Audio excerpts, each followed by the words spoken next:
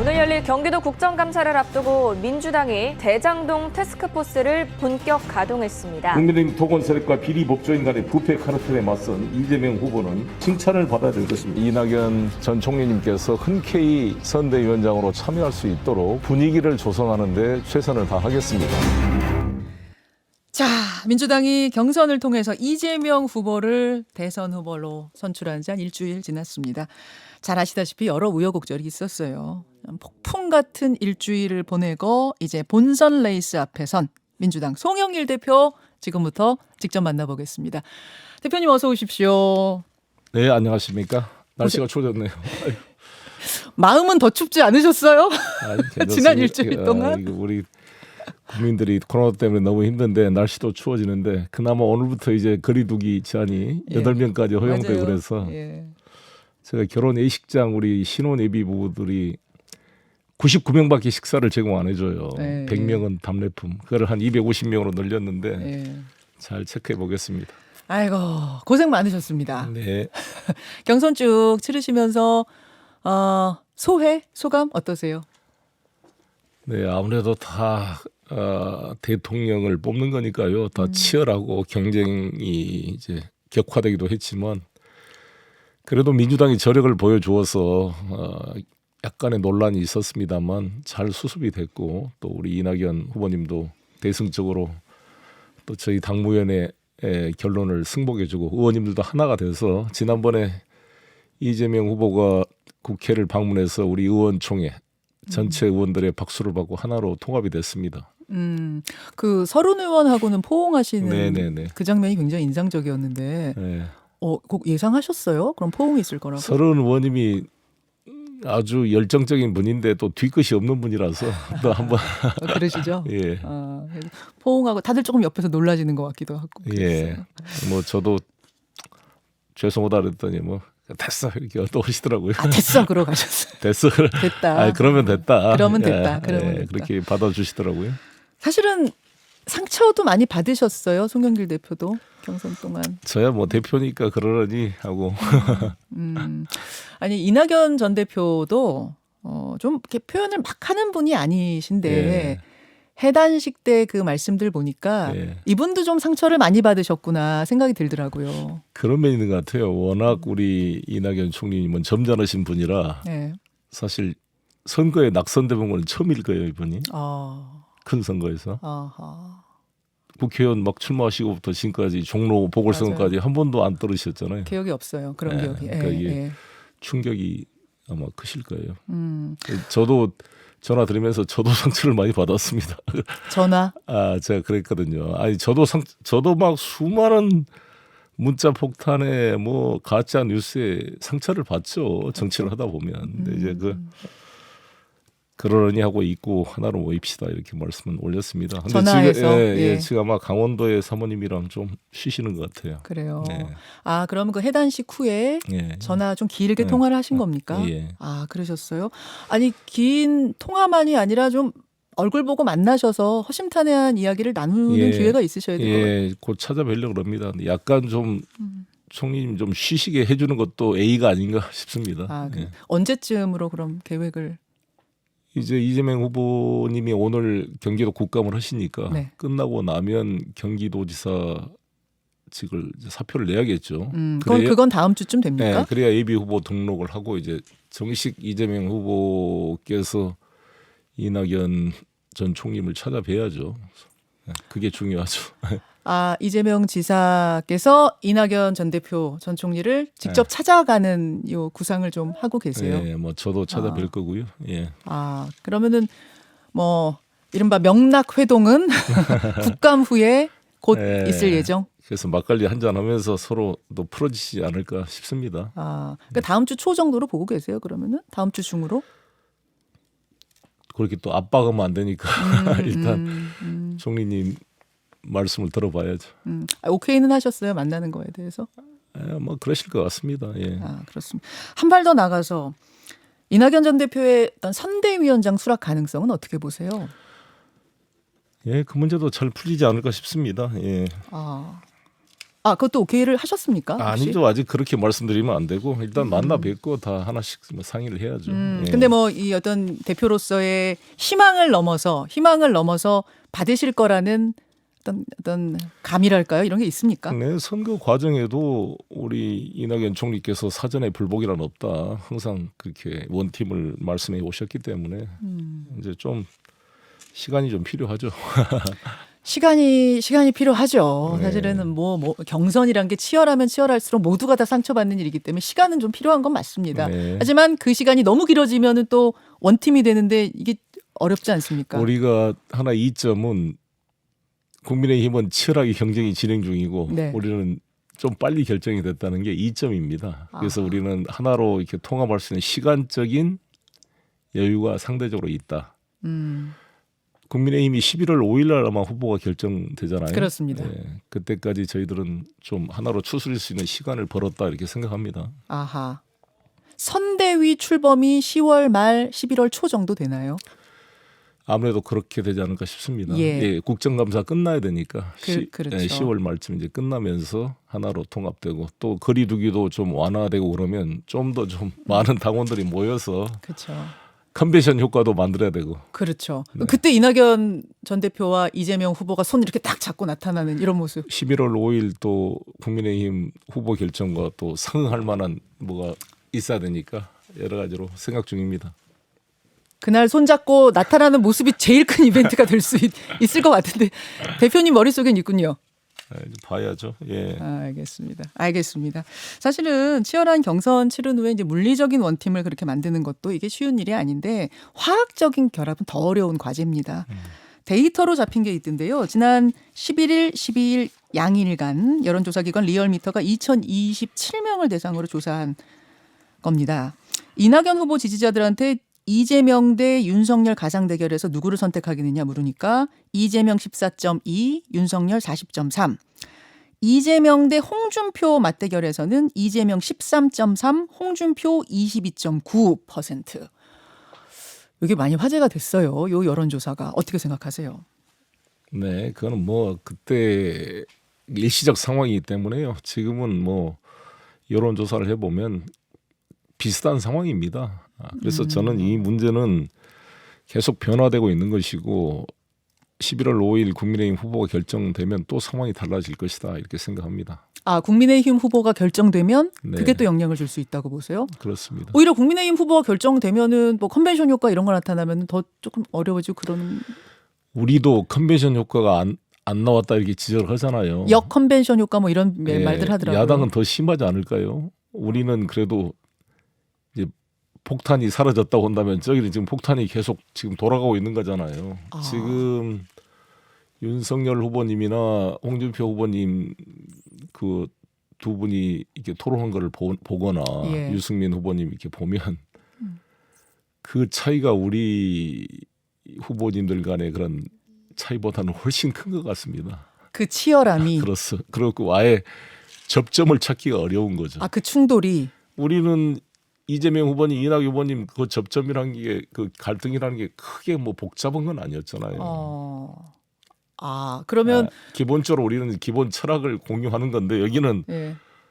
스파이라고 서로 싸우는 거잖아요. 아니 문재인 정권의 입신양명에서 네, 자기 당을 다 죽이고 5명을 수사 중에 자살하게 만들고 이렇게 소위 적폐청산으로 박근혜 이명박을 다 구속시킨 사람을 어떻게 우리 당의 대선 후보를 하느냐라고 홍준표 후보님은 지금 외치고 있고 스파이다. 그리고 박근혜 지지자들 모임도 뭐 조원진 뭐 공화당이니까 그렇지만 다 홍준표 후보를 지지하면서 배신자도 아니죠. 그러니까 변절자라고 그러는 거죠. 변절자. 이런 공격 서로 승복하기 어려운 논리 구조 아닙니까? 아하. 그러면 민주당 원팀보다 국민의힘 원팀이 더 어려울 것이다. 저는 훨씬 어려울 거로 보는데요. 훨씬 어려울 거라고 그래서 보세요. 저는 뭐 오히려 우리는 숙제를 해결했고 예.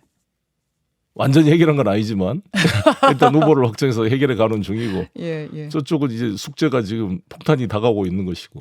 근데 말이죠. 자, 그래프 하나만 띄워주세요. 네. 어떤 그래프가 있냐면 정권 교체냐 정권 재창출이냐를 묻는 여론조사가 지금까지 네네. 쭉 있었습니다. 쭉 있어 왔는데 저희 유튜버 레인보우로 지금 보여드리는 그래프를 보면 추이가 보입니다. 2021년 들어서는 네. 계속해서 정권 교체를 바란다는 국민 여론이 정권 재창출 여론보다 높아요. 네. 일관되게 높습니다. 그래서 사실은 여야 후보들을 쭉 늘여놓고선 여론조사하는 건 엎치락뒤치락 막 하는데 이거는 너무도 일관되기 때문에 사실 여당으로서 민주당으로서 가장 겁나는 게 이 정권 교체 민심 아닌가 어떻게 보세요?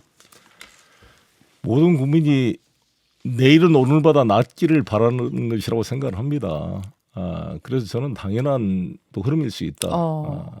우리 김대중 정권 말기에도 정권 재창출이 높았습니까? 교체가 높았습니까? 그때도 정권 교체. 근데 우리 노무현 후보가 당선이 됐잖아요. 그때 노무현 후보는 완전 비주류 이런 느낌이었잖아요. 그렇죠. 근데. 그래도 그러니까 저는 이재명 후보가 당선되는 것도 새로운 정권을 창출하는 것이다. 문재인 대통령께서 다시 출마하는 게 아니잖아요. 이재명 후보가 대통령이 돼도 정권 재창출이다. 그러니까 정권 교체다. 정권 교체다 아니다를 떠나서 새로운 정권이 만들어지는 거잖아요. 우리가 문재인 정부의 기본 노선과 장점을 계승해 나가지만 그대로 단순 재생산되는 건 아니다는 뜻이죠.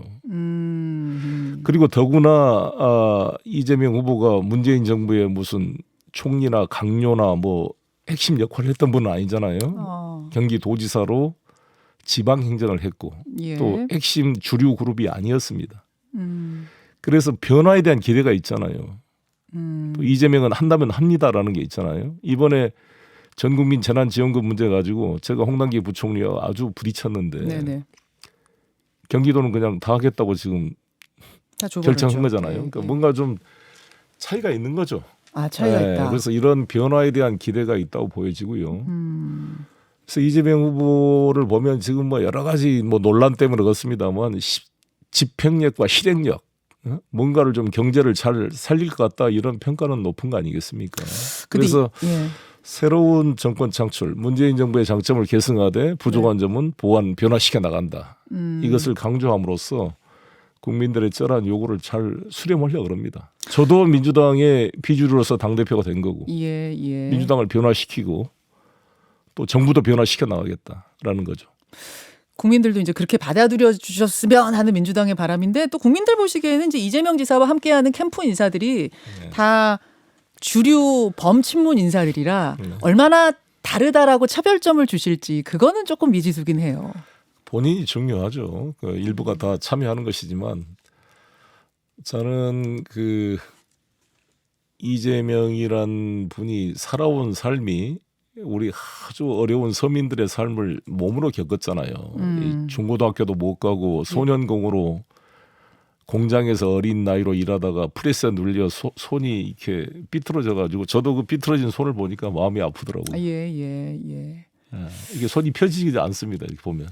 그 노무현 후보 당시 그 얘기를 좀 잠깐 하셨는데 그러면은 뭐 이재명 후보를 이렇게 보시면은 제2의 노무현 어떤 그때와 좀 비슷한 상황이구나라는 느낌도 드시는 거예요?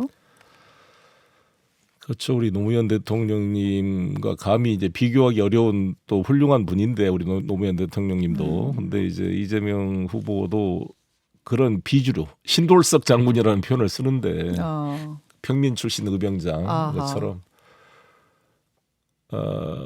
어떻게 보면 좋은 대학 나와서 잘 나가는 이 주류에 비해서는 고생한 거죠.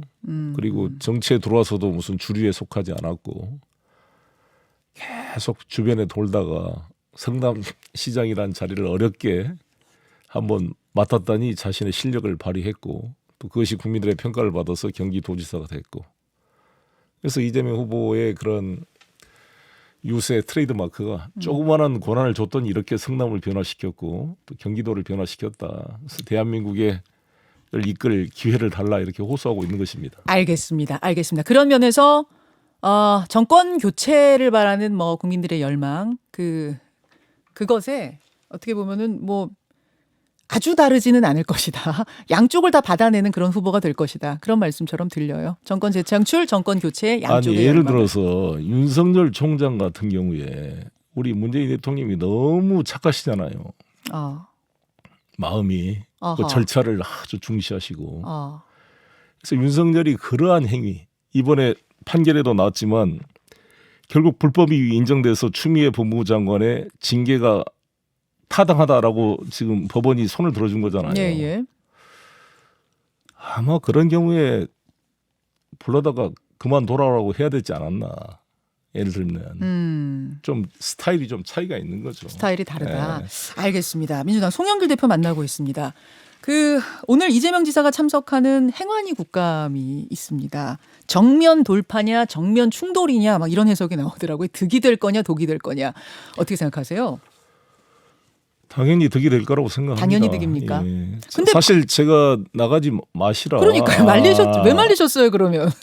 아니 그때만 오더라도 이 대통령 후보가 가면 국감이 아니라 이것은 그 야당 의원들의 정치 공세의 장이 될 텐데. 아, 즉 저희가 걱정은 거기서 야당 후보들이 막 그 안 좋은 막 모욕적인 말도 하고 막 그 이 좀 과장되고 막 그런 가짜 뉴스로 공격을 하면 또 발끈해서 화를 낼 수가 있기 때문에 그것을 참을 자신이 있으면 예, 예. 나가시고 아, 그렇게 말씀하셨어요?